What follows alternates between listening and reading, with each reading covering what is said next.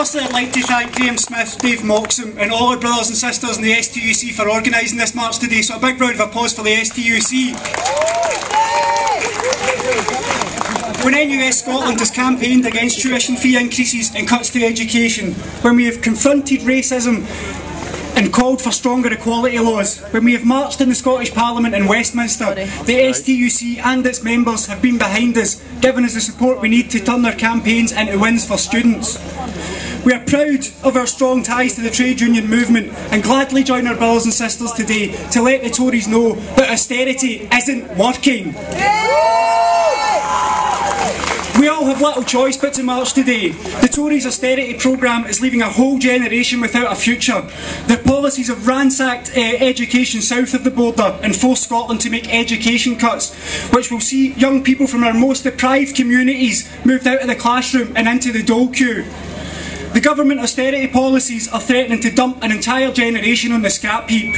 Throughout the UK, young people are unable to find a job amid mass unprecedented youth unemployment. And as youth unemployment continues to rise, the hopes for our young people's future suffer new lows.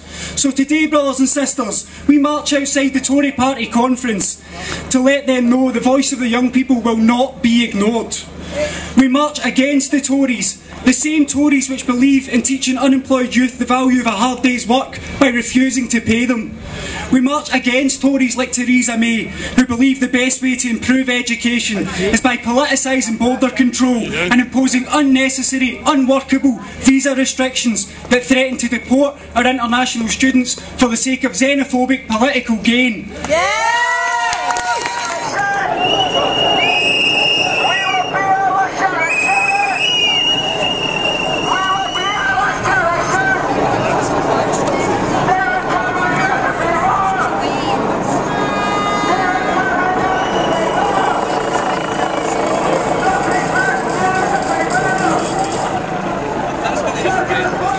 Possible. The STUC represents 640,000 workers and their families.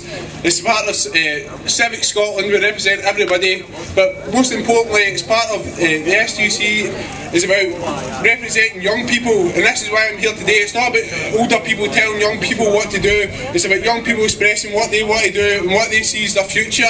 There's 103,000 young people unemployed in Scotland at the moment. That's 103,000 too many.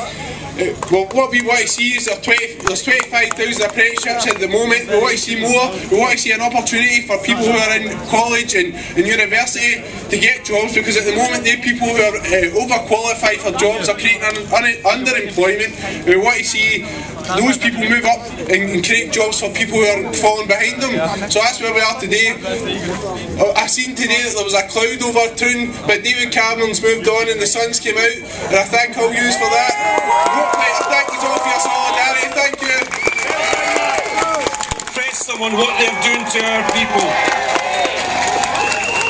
There's been over 1,000 people on this demonstration today from the major cities across Scotland and the surrounding areas.